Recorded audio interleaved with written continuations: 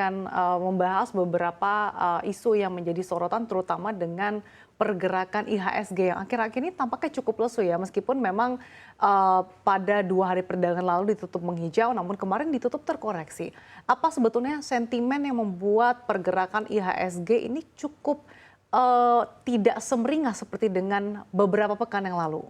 Oke, jadi kalau kita pertama melihat secara teknikal dulu, memang saya melihat IHSG itu sudah berada di area jenuh beli ya, dan saya melihat trennya sudah mulai bergerak ke sideways, dan kita melihat aliran volume itu asing tidak terlalu banyak masuk dan tidak terlalu banyak keluar juga. Jadi lebih kepada ini tarik menariknya ini cukup imbang. Tadi IHSG sempat dibuka hijau tapi sekarang juga sempat memerah lagi ya. Jadi saya kira mungkin pergerakan dalam jangka pendek ini masih akan cenderung sideways dengan target resisten di 7.400 dan supportnya di 7.300 ya. Ini menjadi area menggunakan level psikologis lah.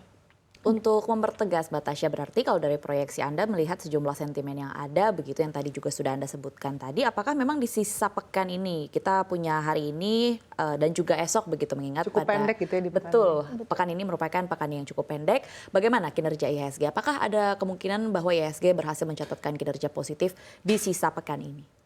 Untuk kinerja positif saya kira masih memungkinkan, tetapi mungkin akan secara persentase kecil ya, dan trennya masih akan cukup sideways. Kalau melihat secara sentimen, sebenarnya kita ada tarik-menarik antara sentimen domestik dengan eksternal ya. Kalau kita melihat eksternal ini masih banyak ketidakpastiannya, di mana seperti Bank Sentral Amerika yang mana kita lihat belum ada nada dovish ya, yang kemungkinan mungkin bisa saja mundur begitu untuk pemangkasan suku bunga. Walaupun memang sudah bisa kita melihat proyeksinya di atas 70% akan ada pemangkasan suku bunga tahun ini. Tapi kapannya ini yang kita tunggu ya, dan ada potensi mundur karena memang beberapa data ekonomi Amerika ini masih cukup kuat, seperti kemarin retail sales-nya meningkat, kemudian juga non-farm payroll atau yang menunjukkan pasar tenaga kerja itu masih ketat, kemudian juga inflasi masih panas.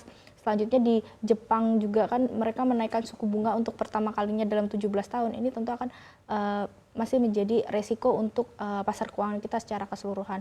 Kemudian kalau dari dalam negeri kita juga, ya walaupun ini sepertinya tekanan politik tidak terlalu meningkat sewaktu sebelum pemilu ya, tetapi sidang perkara untuk pemilu ini kan dimulai hari ini ya, yang nanti kita akan monitor juga. Tapi mencermati kegalauan pergerakan IHSG gitu ya, kalau misalkan tadi dibuka menghijau, terus kemudian saat ini sudah kembali bergerak di zona merah, tapi sebetulnya apakah memang sentimen internal utamanya terkait dengan sidang perdana gugatan sidang di MK pada hari ini juga turut membuat pelaku pasar jadi wait and see, ataupun bahkan pelaku asing ini juga melakukan keraguan karena ada capital outflow yang kalau kita lihat dalam sebulan terakhir terjadi. Betul, kalau saya lihat ini mungkin membuat pasar menjadi lebih wait and see ya. Tetapi selain itu dalam beberapa pekan ini kan ada THR ya, THR dividen terutama ya. Jadi saya kira ini cukup menarik karena biasanya setelah XD terutama perbankan big caps nanti ini ada repatriasi dividen. Mungkin kalau untuk kita sendiri sebagai investor menikmati ya dividen yang akan diberikan. Tetapi kalau kita melihat outflow dan inflow di pasar, biasanya ini akan lebih banyak outflow-nya, apalagi dari asing. Dan kemarin juga kita melihat lelang Sun ya, surat utang negara, ini juga sudah terlihat dari asing itu yang minatnya anjlok ya. Bahkan kalau saya lihat itu di sekitar 2,93 triliun saja yang masuk. Padahal di lelang sebelumnya ini sempat mencapai 10 triliunan. Baik, masih mengelaborasi terkait dengan sentimen utama yang tadi saya sudah sebutkan, yaitu sengketa hasil pemilu begitu. Kita tahu bahwa hari ini akan dimulai sidang pertama, tapi kalau kita lihat dari pengalaman pemilu sebelumnya, kita tahu begitu ya, sempat terjadi konflik-konflik politik yang memang kalau dilihat dari pasar keuangan tidak terlalu berpengaruh, tapi terjadi inflasi di beberapa komoditas di Indonesia pada saat itu terjadi. Nah, kalau dari proyeksi Anda sendiri melihat situasi saat ini begitu, PHPU sudah masuk, kemudian ada potensi konflik politik ini akan terjadi. Apakah di tahun ini akan ada kemungkinan juga berpengaruh bahkan sampai ke pasar keuangan Indonesia?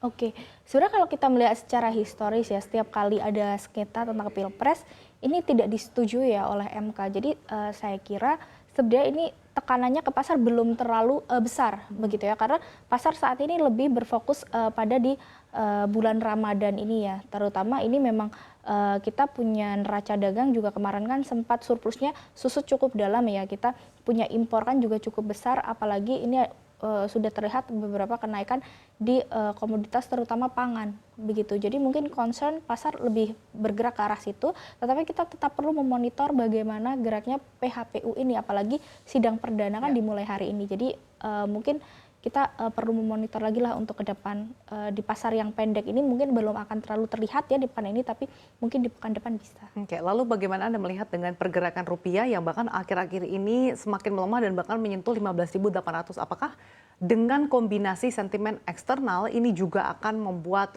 rupiah semakin tertekan dalam jangka pendek ke depannya? Betul, saya lihat kemungkinan rupiah masih melemah ke 15.800-an ini memungkinkan ya, karena saya melihat ya walaupun kemarin sempat ada penguatan sedikit karena di XY-nya melemah, tapi saya lihat cuma sementara karena di sini posisi kita itu kan di bulan Ramadan yang mana kita juga banyak impor ya. Jadi di sini akan ada tekanan outflow yang menyebabkan rupiah kita juga masih tertekan. Kemudian sudah tercermin ya, sudah menyentuh level 15.800, Tasya. Betul. Dan saya kira mungkin ini masih bisa bertahan sampai pekan depan karena kalau kita melihat dari eksternal juga masih ada beberapa tekanan seperti yang tadi saya sebutkan dari Amerika, kemudian dari Jepang juga ya. Walaupun mungkin ini proyeksinya lebih menunggu ke Amerika ini ya. Tapi kita monitor lagi lah bagaimana dengan Bank Indonesia, pastinya kalau pelemahan terjadi secara terus-menerus yang akan memberatkan importir maupun eksportir, nanti akan ada intervensi.